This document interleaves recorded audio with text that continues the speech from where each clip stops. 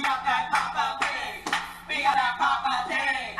We got that Poppa Pank. We got that Poppa Pank.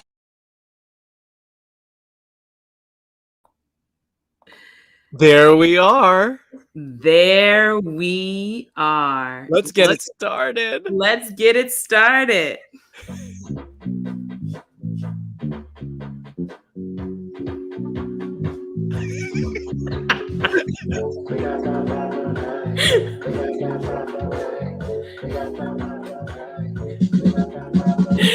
Greetings. Welcome to the Poppa Pank podcast. I am Jalen Clark Owens, and this is my friend and my co-host, Justin Jane.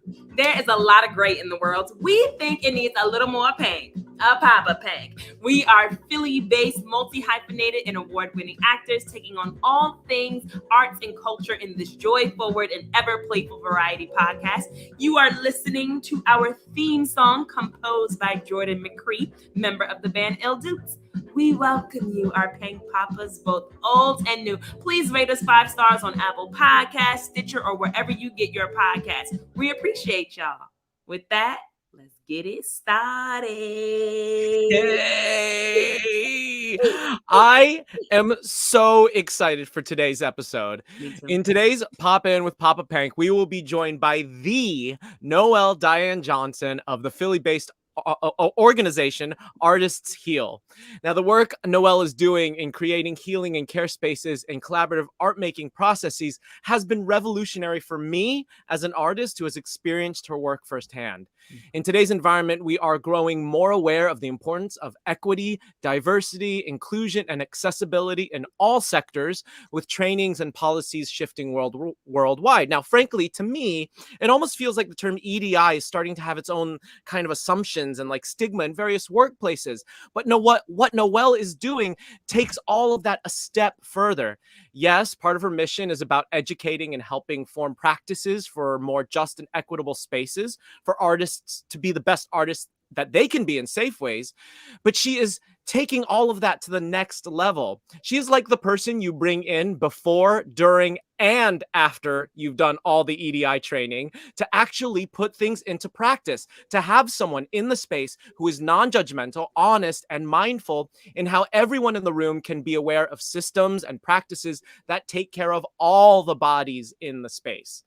And as theater starts up this fall, this episode is especially important for arts institutions to hear and maybe even partner with Artists Heal for their own workplaces. So today we're going to be talking about all things related to this.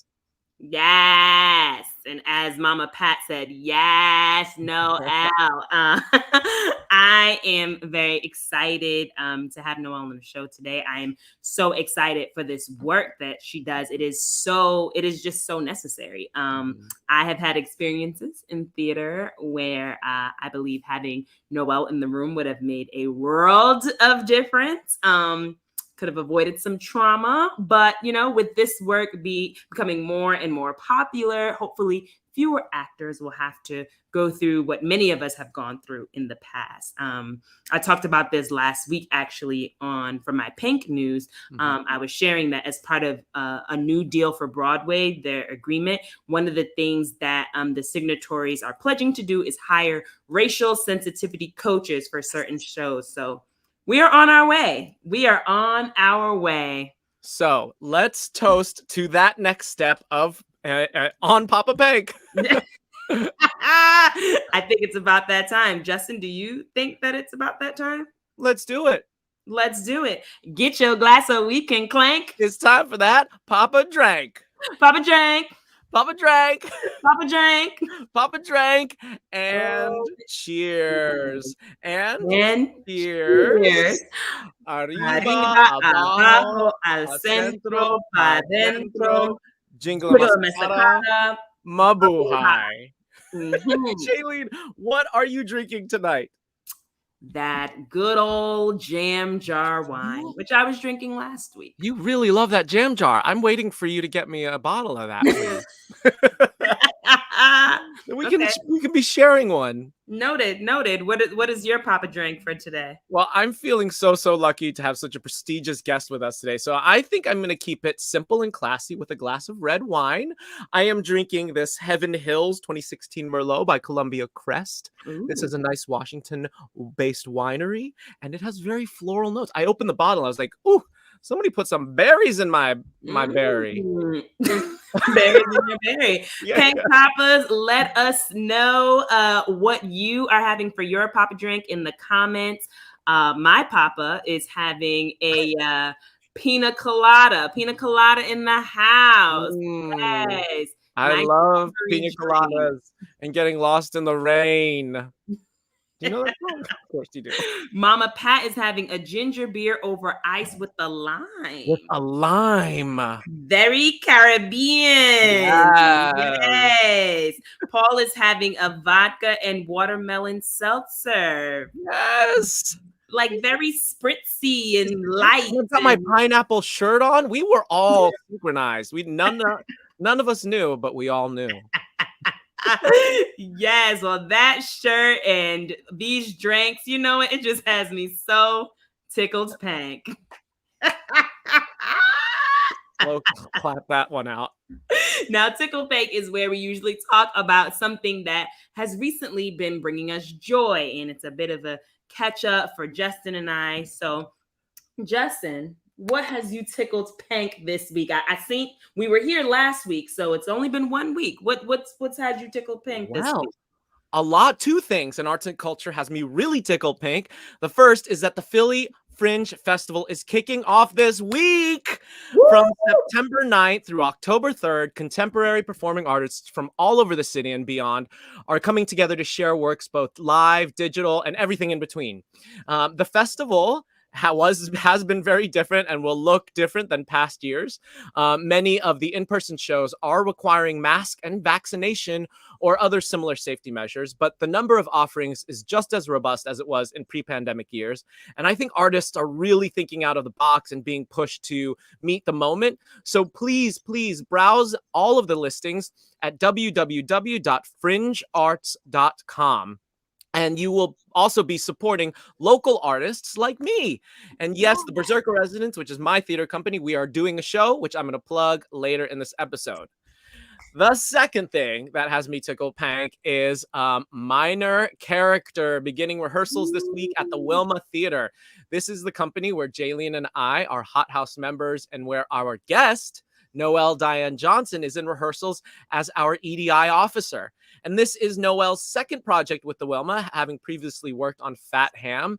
And we're going to tell you more about the show, about Minor Character itself at another episode. But it has been so wonderful to be back in a rehearsal process at a theater after so many months away. I can feel the energy of Renaissance in the belly of the killer whale in the hallways. It's like that was the last show that was in there before we came in. And that was Jaylene's show. So I'm glad that your energy's still fresh in there, even though it's like 16 months old. My energy is long lasting. Yeah, I'll say. I think we have a photo from what are you going to show? So Jaylene's about to show a picture. Let me see. What are you going to show? Okay, so on this on our screen in our studio, Jaylene has a picture of my dressing room where her headshot is like kind of like an altar. There's the mirror, then there's like pictures of my family, and then Jaylene's headshot, which has something written on it. Jaylene gave me this headshot. I don't know when. Was it during? Well, I think you gave me your headshot. I think during White at Theater Horizon. Yeah. And then I think I gave you this. So what was that, like 26 years ago, 26 years ago. And I put it up in her dressing room when she was on stage. So she came back for her quick changes and saw my headshot in her room. And this headshot goes with me from project to project. It went with me to the Poconos. I bring it. It's now kind of like my good luck charm. So, Jaylene, you're my good luck charm. Absolutely. I mean, when I do a show, that's the first picture to go up as well. So.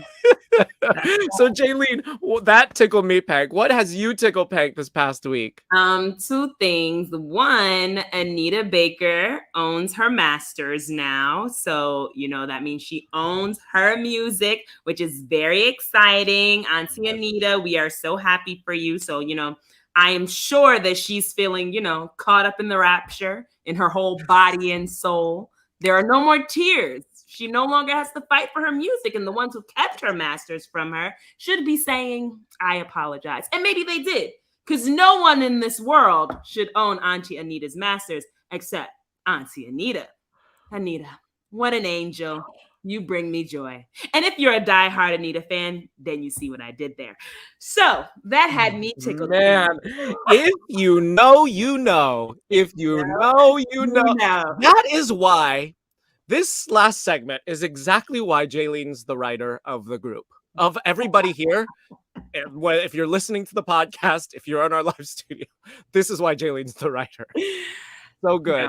The second thing that brought me joy, that tickled me, Pank, is that on, I think, Sunday, clearly I was so enraptured with my husband, which I was, as we were going on a nice little walk. We were taking a stroll up Broad Street. And we were so into each other that apparently we missed someone yelling our names.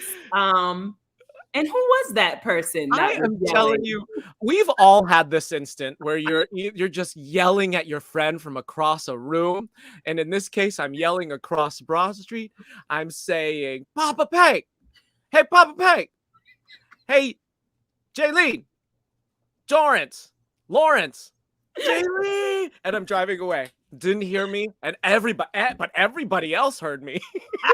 I didn't hear Justin at all. I didn't know he saw me until I got home, and he sent me a text saying, "Nice umbrella. Do you walk up Broad Street all the time?" And I was like, I totally missed that. So that story definitely had me tickle, Pank. Pank Poppas, let us know what is tickling you, Pank, in the comments. Let us know. But for right now, I know what's tickling me the most, Pank, is that we have a very, very special guest. So let's just pop into our next segment. Yes, so we here at Poppa Pank love this interview segment called Pop In with Poppa Pank. This is our chance to catch up with some of our industry friends and share with our audience a little bit about their processes and personal stories as professional artists. This is where you've seen us hang out with folks like James Imes, Davi Diggs, Robin Hood, Tasha Marie Canales, Mama Pat, and a host of other film, TV, stage, and music artists. Yes, now we are so excited to welcome our guest, Noelle Diane Johnson. Let me get into the bio. So, Noelle is a multidisciplinary artist, stage manager, and artist advocate based in Philadelphia, PA. Pronouns are she, her, and hers.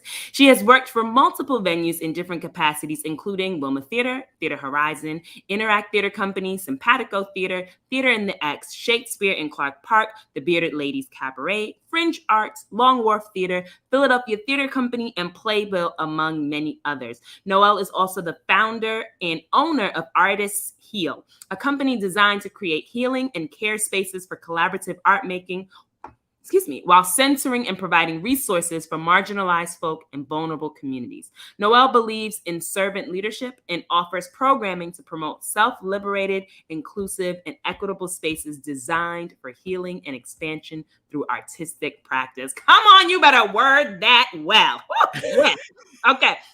Learn more at artistheal.org, and you can follow on IG Warm Weather Noelle at Warm Weather Noelle, that's one. And then the page for Artists Heal is Artists Heal. I will put that at the up. Look, it is on the screen already. So Pank Poppas, I want you to please show some love, give a warm welcome, light up the chat with claps and all the things as we welcome to the stage Noelle Diane Johnson. Yes. Woo! Oh, Noelle, welcome to Poppa Pank. I'm so excited. Yes, thank you so much for joining us. How are you doing, and what's your Poppa drank tonight?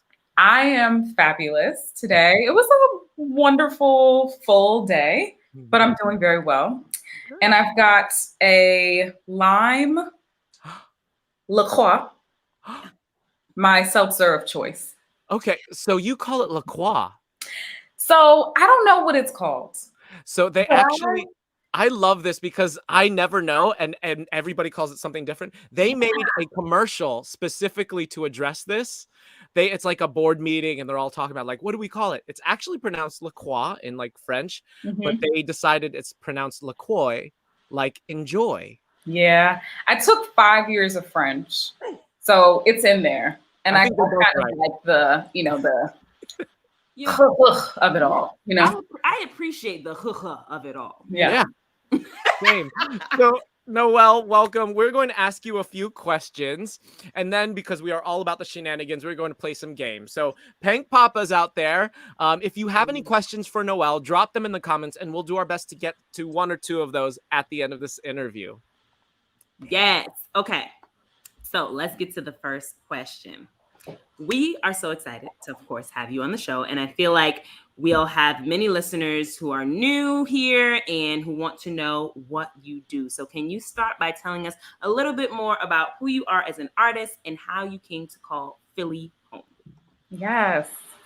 So I started the way that a lot of theater folks start. I was 4 years old. I started dance classes and art classes, and every Sunday I would perform for my parents at 7 p.m. sharp. They were notified after church on Sundays that there would be a show, and they were instructed to attend. So that was kind of like the start of it all. And then, of course, through school and everything, I knew when I was, looking for colleges, I wanted to go to school for theater, and Temple was the thing. Philadelphia has called to me for a long time. I think the arts and culture sector here is just phenomenal and so full and vibrant and thriving. And something, I don't even know that I was so like enamored with Temple. TU, no shade. I love Temple. I had a wonderful time. But it was really about Philadelphia and coming to Philadelphia. And I came here to be an actor.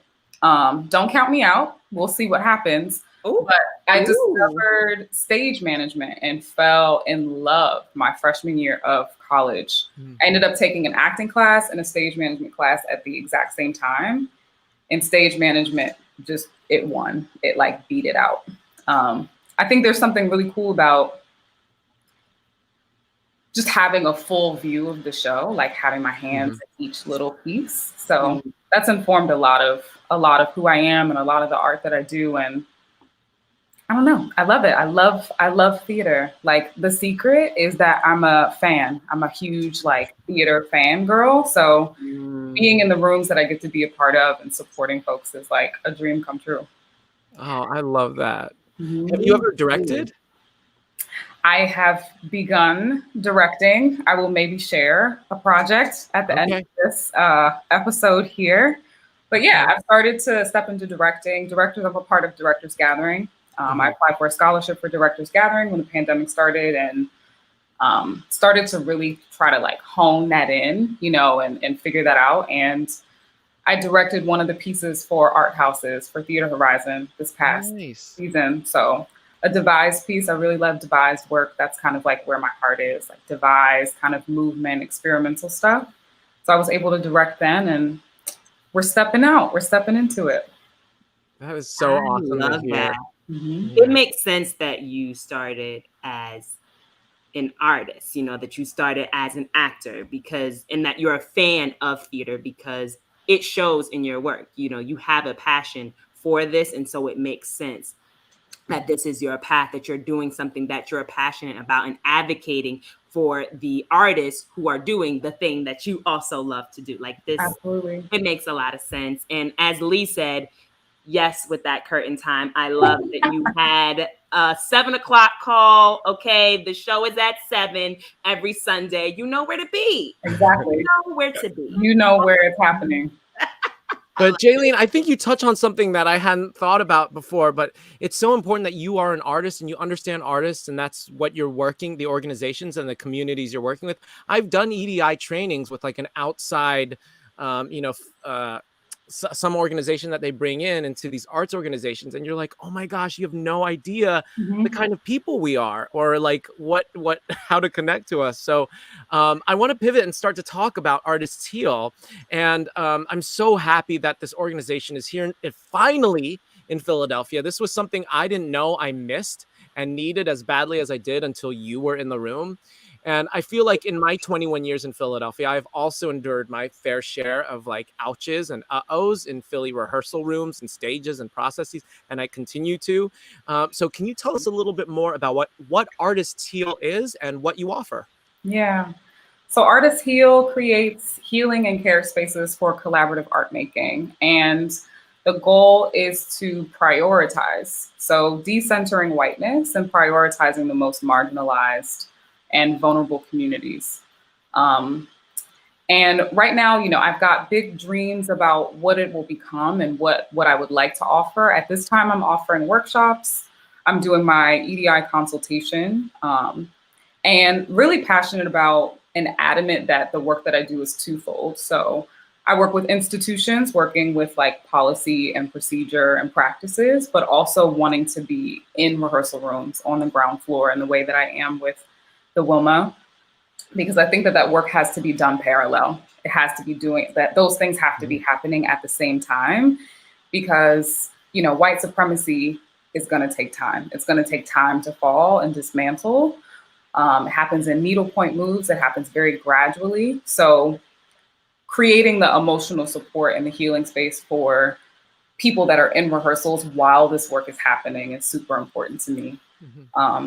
And something that I'm working on now is like developing a curriculum for university students, like a 16-week curriculum to be able to teach the methods and the tools.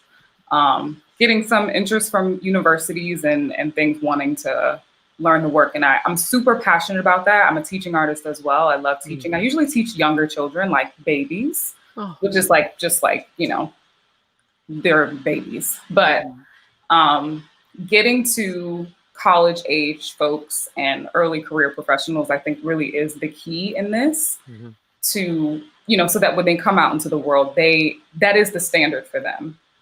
With folks that have been at it for a long time, I think a lot of times, you know, similar to what you said, Justin, it's like, oh my God, I didn't even realize that there was an issue until I had something different. So for the next generation of folks, for them to just kind of have that baseline, that level, this is the standard, specifically for marginalized folks so that they can also advocate for themselves. I want to be able to give this information away so that it's not reliant on me being in the room, you know, that people have the tools and the resources so that they can do this for themselves and for their communities as well.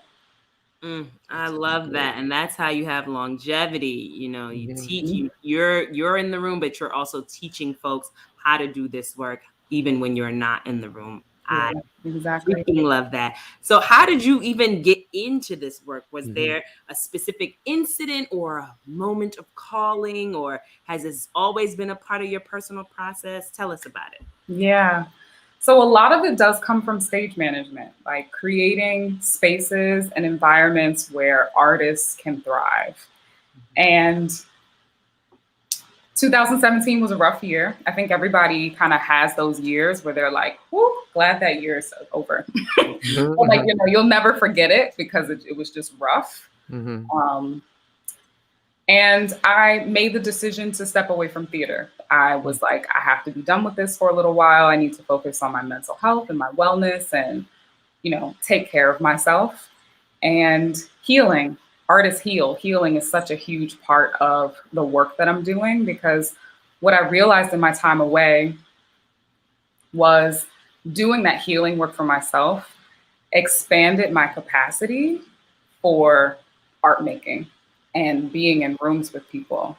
And when I came back to theater, because that calling, that pull never really leaves you if you're an artist, you know what I mean? Like, even if you put it down, you're kind of like, oh, I feel like I need to do this again. You take a break from it, you step away from it, and it calls you back. I came back to theater and I was like, oh my God, this is so much easier to do now. I have found joy in this again. I feel good about this again. And I saw I saw as a stage manager just being super observant of artists in rooms too. Mhm. I saw folks with marginalized identities struggling, you know, not that they weren't joyful or happy to be there or just as excited to be a part of the process as anyone else, Mhm. but in a space that is filtered through white supremacy and not feeling liberated or safe or safe or able to really access that.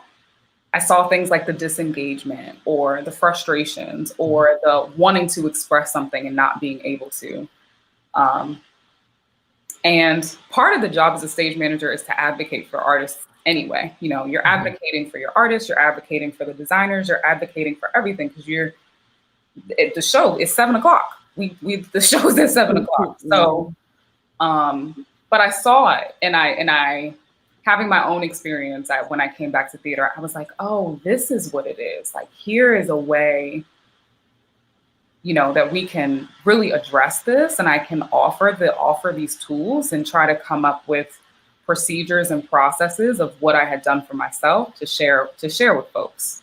Because I think sometimes it just feels so insurmountable, and it's not. It's really, really, it's not. It's more simple than I think sometimes folks think that it is, because white supremacy is complicated, but the tools and the resources are really, really simple. You mentioned the procedures, and I'm wondering for our listeners that like would love to know a little bit more about specifically what that means in the room.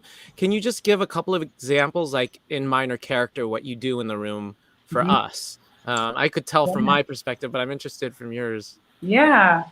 So one of the things that I think has been that I've seen be the most effective and that I really, really love is opening and closing rituals, creating containers around the rehearsal space. So say you have a play, specifically if you have a play that is identified by race or identified by gender or identified by sexuality, creating something like, we are human beings. That's one of the things that has really, in my time away, I had all these different jobs. I've been in startup techs. I've worked retail. I've done a bunch of different things, and we're not computers. Like, we're not computers. We're not paperwork. We're not, we're human. We're real live human beings, and people come in with their experiences and their day-to-day lives and their families and all of these things. So creating an opening ritual in which folks ground and are able to come into the space,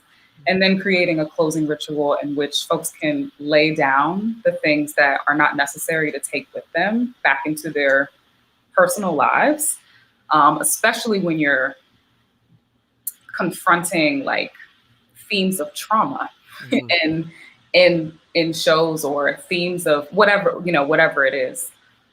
So that's one that I've seen be really, really effective. I'm also really adamant and kind of passionate about like systems of being able to share grievances, observations, joyfulness, like whatever that is, in an anonymous way.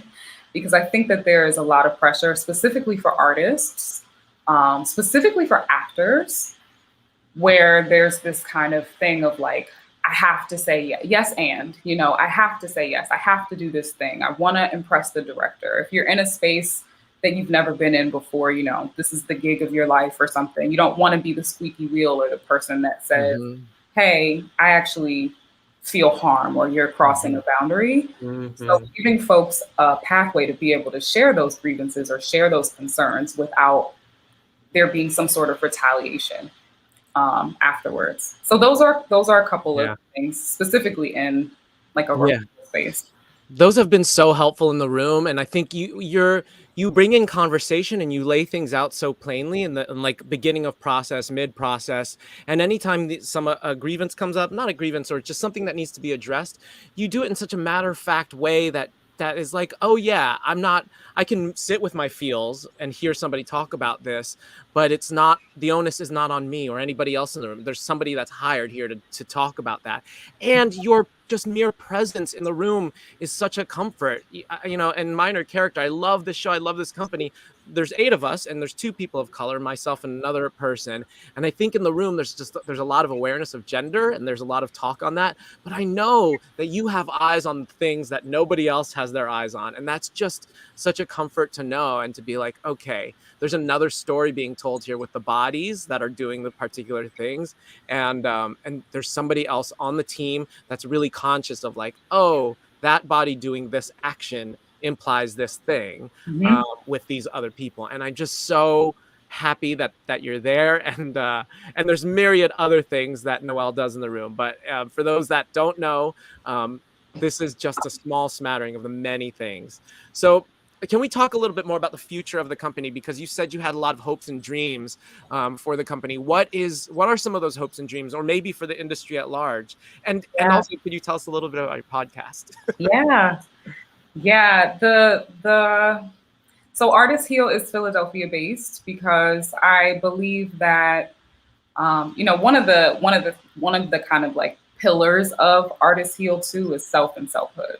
So understanding that the change starts within you first. I think sometimes folks feel like, oh, well, I'm just one person. Like, what difference can I make? And it's like, that can make such a difference. Like, coming into a space where your internal environment is producing good medicine is so beneficial to the community at large. And I think that I have a real opportunity to shift the culture and industry in Philadelphia. And my hope would be that in shifting the culture and industry in Philadelphia, that it would spread and shift the culture and industry at large. And for the future Artist Heal, I wanted to grow. I'm super interested in teaching. I'm super interested in academia. I want to develop youth programming and share these things with children. I think that white supremacy, one of the things that I teach, like, it's a trauma. It's an abusive structure, and someone that's my age experiences it. But the first time that I really experienced like racism and I grew up in the South, so just bear with me. But the first time that I really experienced racism and had to confront it, I was 6 years old. And when you're that young and you're experiencing that level of trauma, it can really affect your development. It can affect your coping mechanisms. It can affect the pathways that are developed and solidified in terms of processing. And theater saved my life. Theater was the thing that I used to really be able to process a lot of that stuff. So really wanting to work with children, that's like a passion of mine. And yeah, I just want to share it out. I just want to share the information out. And I love what you two are doing with the podcast and bringing people on. And that's something that I think I would love to be able to expand once the word gets out and people really experience this work. Like, what is your experience with the work? What is your experience with your healing journey? Really wanting to destigmatize like mental health and wellness and holistic health and wellness in the arts industry. Because I think storytelling is so powerful. And when we are our best selves in that space, I think that it can really be life-changing, and it can save people. It can really save people's lives. So, yes. I just love it all. I love it all because it's so important. Like, it's so important and it's so necessary. So just, thank you for doing this work. Okay. We have some questions from the audience. Let me do this one. So Paul says, I'm loving, that's in caps, this discussion. You said you work with little ones. How can we spark ideas of what you teach at an early age? It's never too soon. Yeah. So I think in my experience with working with young children, so like, for example, if a young child has an emotional response or a temper tantrum or is struggling, they're in the place in their development where that's supposed to be happening for them. So I think what I want to be able to do for young children is to like allow them to be children. And a part of my training too is like Montessori teaching. My friend Kayla is on here too, I think, and she was a Montessori teacher for a really long time. I think that dynamic is so important, like allowing, like they're people just like us, they're just smaller, right? So a lot of times we don't have to spark anything in children. They do it on their own. I was in the grocery store the other day. This is so funny. I was in the grocery store the other day and there was this little boy, you know, the bags that you put the produce in? Yeah. He was running around with the bag, just having the time of his life. You would have thought, and I was just like, children are so amazing. They can do like they will take anything, this grocery store bag. And you could tell his imagination had just run wild. He was being so creative with the grocery bag. He was having such a good time. And it's like, when I'm working with children, they spark something in me more so than me sparking anything in them. And I think for us as adults who have been socialized in ways to dismantle that socialization within ourselves, to allow the children to just be who they are, because they are, one of the things I like to say is returning your body to its natural state is what allows the creativity to really surface and thrive. And they are closer to that than we are as adults. So that's an interesting question. I love the question, but I get so much more. They spark more in me than I think that I have the power to spark in them. I think it's just allowing them to be who they are. You know what I mean? Allowing them to live and run around and play a game with 2 sticks all day and be like living their best lives. So. Yeah, we have another question from one of our audience members here. This is from Mama Pat. How do we support you, Noelle, to keep you shored up to continue this much needed work? Yeah, so you can definitely donate. I can definitely send over a PayPal link. But really, it's more about sharing this information out. If someone is asking about this information, my goal really is to just share the information. So for people to know the work that I'm doing. And for a really long time, I felt like I was trying to do this work and I was trying to share this with folks. And it wasn't until I created like a container for myself in Artist Heal that folks started to be like, oh, I see what you mean now. So if you've had the experience and you know what it's like to have access to these resources or to work with me, to just share that out with people when people ask, oh, do you know someone that's doing, because this is the wave right now. And I think that, and I'll speak for myself as a Black artist, as a Black stage manager, it's very in vogue right now to hire me. Like it's very, it looks really, really good. And I am not ashamed to say that I receive it. I receive all of it. Yes. I receive the abundance that is falling upon me, and I'm so grateful. So yeah, I really just want to share the information out. Money is great, but really it more like referrals or endorsements of the work is I want to spread it as far as I can. Yes. You heard it here, folks. Be in vogue and hire Noelle. Okay. So thank you so much for sharing about your work. I want to just I have 2 more questions for you. So the first is just, we are a joy forward arts and culture podcast. So can you just share with us what is also bringing you joy these days? Maybe it's an activity or a TV show or a recent vacation, that kind of thing. Share with us what's been tickling you, Pank. I think that might be revealing too about yourself and your process. I love this segment. So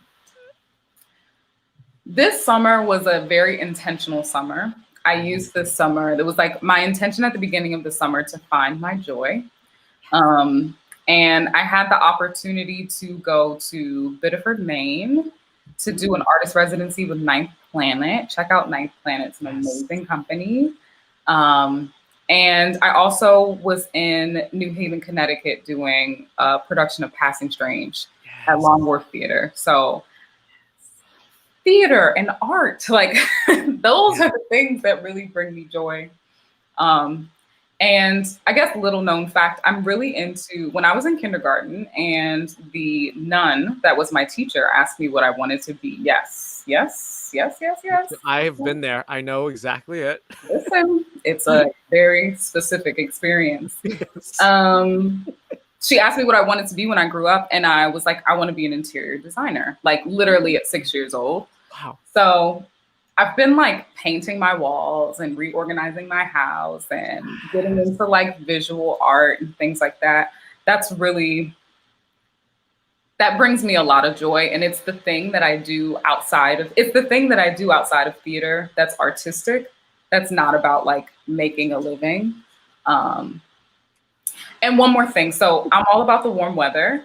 Yes. I love the warm weather temperature, but I love the cooler weather fashion and being able to like really beat my face. So that's exciting. That's like an artistic thing for me as well. So I'm super into like aesthetics and how things look and how things are, you know, how I present things.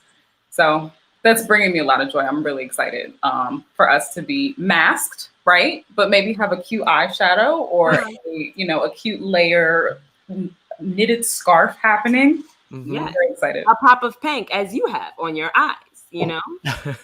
That could be the fall. I'm ready. I love it. So before we go to our last question for you, we have one more from our audience, from our live studio audience here. So question for Noelle: what would you say to an artist that is feeling called to step away from art making in order to heal, but is feeling fear and apprehension about a pause in their practice? This is so important, and one everybody asks, I think. This is my dear friend, Jacqueline. Thank you for being here in this question. This is such a good question. I will share this here just because I'm with you, Jaylene.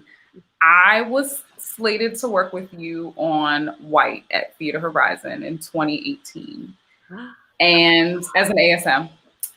And, you know, my life happened and I knew I needed to take a step back, right? So it was you, it was Malika, it was James. Like, as a Black artist, I was so excited. I was like, these people I admire, I'm finally gonna get to be in a room with Black folks.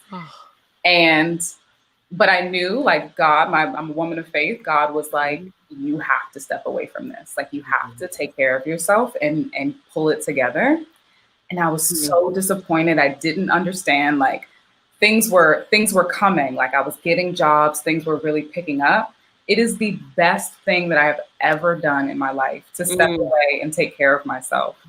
And theater, art, whatever your artistic practice is not going away. It will be there for you when you get back. And if it's meant for you to meet people or work with people or collaborate with people, it will come back around full circle. And I am so grateful that I'm getting to be in rooms with you, Jaylene, and Justin, and all of these other people that I've admired for such a long time as this version of myself.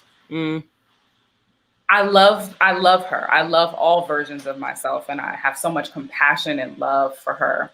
But she was rough. She was struggling. If you knew me pre-2017, like, just give me some grace, because it was just the rough portion of my life. And it is just the best thing. And it opened up my eyes to so much. Artist Heal would not exist if I hadn't taken that break. This version of myself would not exist if I hadn't taken that break. Being able to do the work that I'm doing now, that seems like it's really filling people up and providing a solution. I'm so solution oriented as a stage manager. I saw Ms. Pat said a stage manager at heart always. Ms. Pat, the GOAT stage manager. Yes.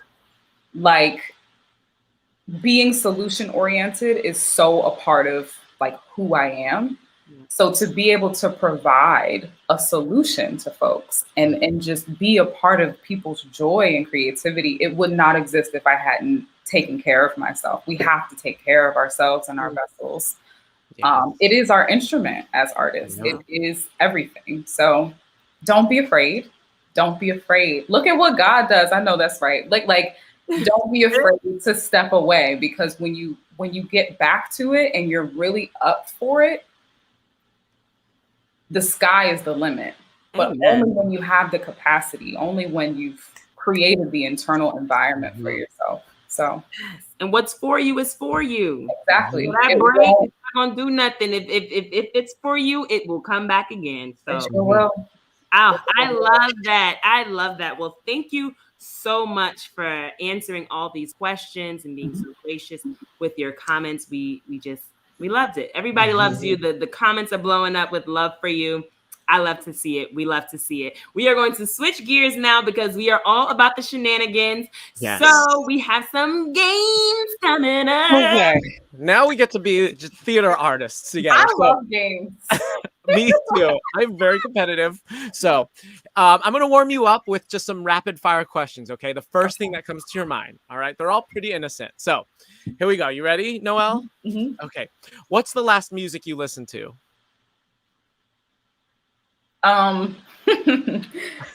Drake released Kanye's this song. Yep. So Perfect. I did listen to that. I am involved in that messiness. A favorite snack? This is really strange, but this is a thing. So I'm all plant-based. So, seasoned fruits and vegetables are like my thing. I've discovered garlic cloves. This is going to sound like a lot, but garlic cloves, chop off the top of the garlic clove. Put some olive oil, salt, pepper, red pepper on there. Put it in the oven. Let it roast up. Squeeze the garlic out. You can put it on top of things, or you can kind of just snack on it by itself. Man. That's a good one. And some lemon too. You can Wow. So put some that's lemon in the there. next part. All I right. will definitely try. Right. Okay. A new pandemic hobby you've picked up. I've really gotten into my visual art, like trying to paint and yeah. A stage manager pet peeve you have. Whew. The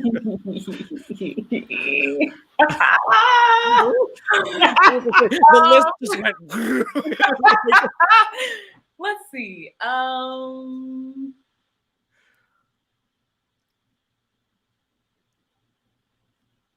So I only like to write like in mechanical pencil.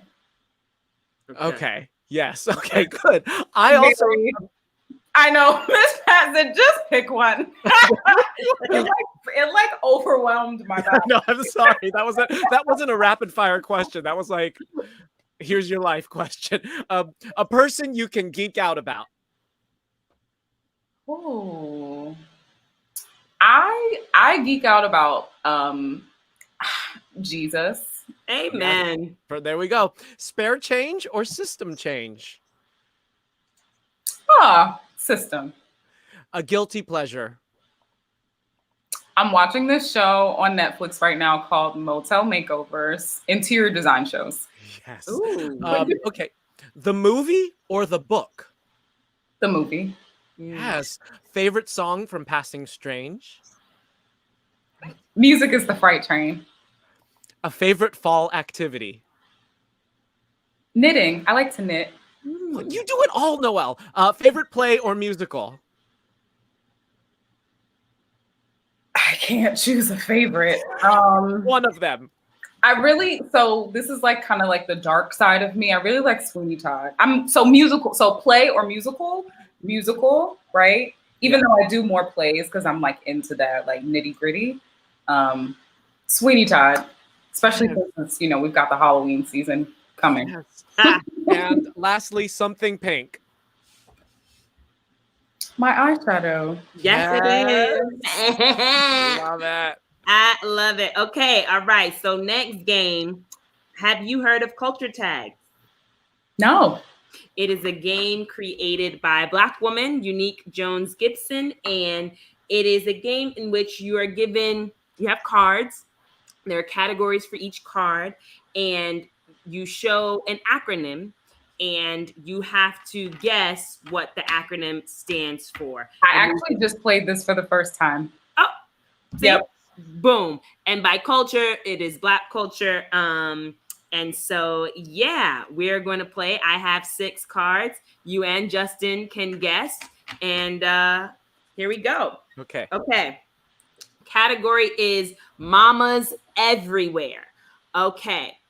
This is something your mom will say if you acting up and she threatens you. She threatens some bodily harm. And she says that she will do this. It involves time travel. Okay. And how far her beatdown of you will send. So let's say I know you. Huh?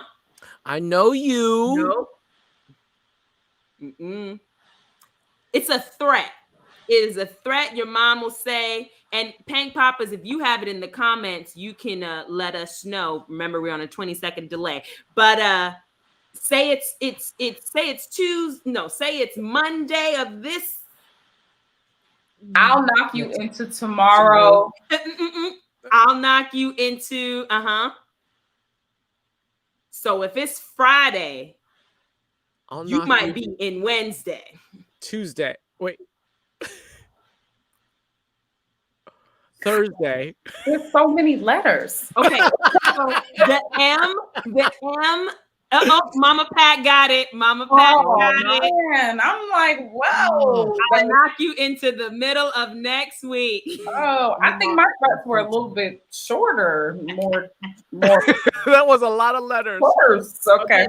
Let's go with the shorter letters. Okay. And of course, Mama Pat got that one. Mama there might have used that. Okay. The category is storytelling. So, how do I explain this one? You might say this when you're saying, this girl, she could run her mouth, she forgets things, but when blank, blank, but blank, she's there for you. Oh God. Let me get. I'm not. When push comes to shove. Thank you. There it is. Good one. There it is. The category is songs and lyrics. This is a famous phrase that our brother R.I.P. DMX, one of his songs. It involves thinking of your sanity. You gonna make me lose my mind up in here. There you go. There you go. There you go. We're halfway through. The category is TV and film. All right. This is a famous phrase from a Black nerd. Did I do that? There you go. This is category is family and friends. Okay. I just realized that I'm yelling. I'll be yelling. I get so excited. I love it. It's games. I just heard myself and I said, let me just bring it down because the mic is right here. And I apologize now for all my podcast listeners. Whew, I know I was loud. Okay. Family and friends is the category. It could be mamas everywhere, though, as the category, because this is something your mama would say. Oh, Mama Pat's on it. Okay. Your mama would ask you this. If you did something crazy, and she may say, this is a question basically saying, I'm not a baby. I'm not an infant. It's a question saying, I'm not a baby. I'm not an infant. That wasn't a great clue. Okay. She might say, she's asking. Do I look like one of your? Do I look like? Do I look like? Will? Do I look like? Like my birthday was not. Do I look like I was born yesterday?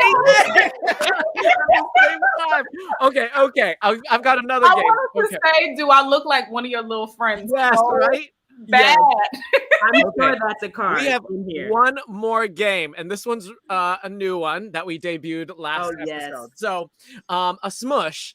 If you've never played this, I'm going to give 3 clues, and each clue links into the next. So, for instance, if you had Boys to Men and Blackjack, it would be like a Boys to Men song, and then Men in Black, a Will Smith like movie, and then Blackjack, a casino game. So the answer would be, and I would only give those clues, and one of you would say Boys to Men and Blackjack. So that's a smush. You'll get this. Okay, are you ready? Here's the 3 clues, and let's see who can get it first. Okay. This is a Mariah Carey song. The first one is a Mariah Carey song that's do do do ow do do do do do do now do do do ow. Okay, that's the first one. The second one is a singer who sings "When Will I See You Again." And then the last one is "What You Take Makeup Off With." Always be my baby face wipe. You'll always be my baby face wipes. Okay, you got it, Noelle? Okay, go, really Jaylene. fun. What do you have? Okay, this one is a famous basketball player right now who's playing right now, who was on the Cleveland Cavaliers but is now on the Lakers. That's first part. Second part is a famous playwright here in Philly who is also one of the artistic directors at the Wilma. And then the third part is something nutritional for your feline friend, a brand of feline nutrition. Do you have it, Noelle? LeBron James, I'm cat food? Yes.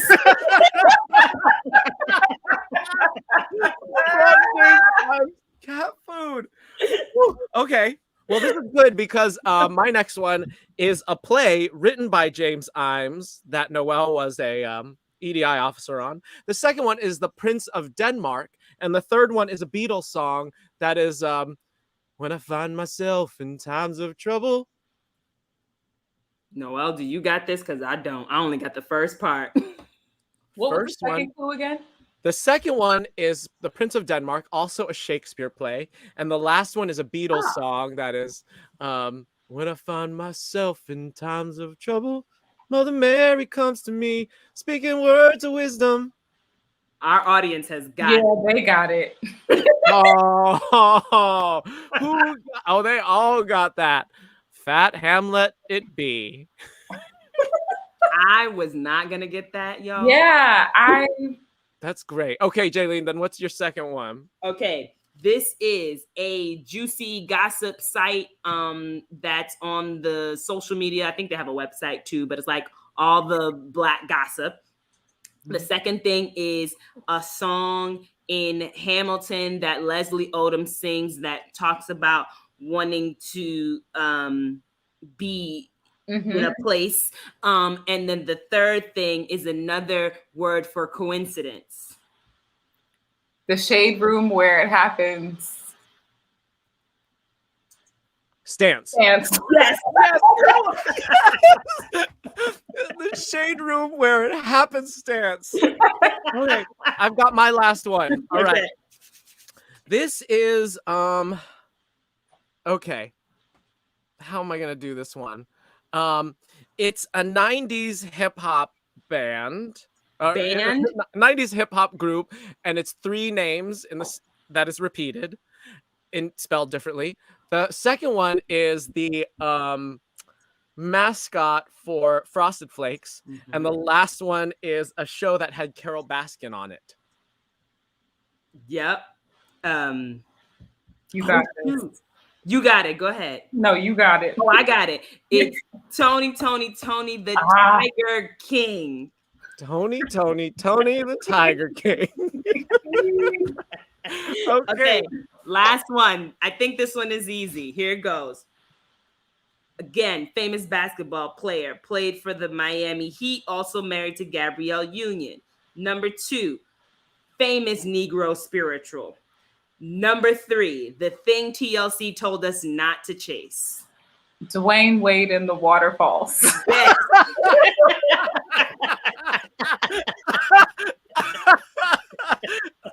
That's so good. I'm living. I love it. And so those good. are our games. Those So, are our games. That Noelle, was fun. before we say goodbye to you, we want to have you join us in our Pank freestyle. So none of us are freestyle artists, but we're all gonna just try I and know just it's say hard. goodbye. So Jaylene's gonna give me my inspiration, and then I'm gonna give you your inspiration, and then you'll give Jaylene, and Jaylene will round us out. So it is hot. So what do you got for me, Jaylene? It's hot, but your word is gonna be advocate, because we've been talking about advocacy. So advocate. Advocate. I'm in rooms where there's ouches, oops, and uh-ohs. Sometimes those moments turn into oh no's.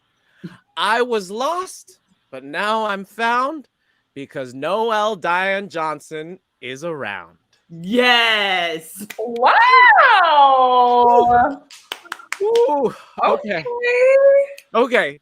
So, Noelle, I think I'm gonna give you. It feels like underneath all of your work is this one big word that comes to me, and it's love. There's love underneath it all. So your inspiration is love. Love. A word that comes and goes. No, I'm kidding.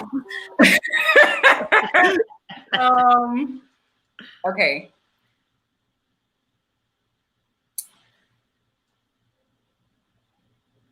I found my way to Poppa Pank. Yes. I'm grateful they asked me what I think. Mm-hmm.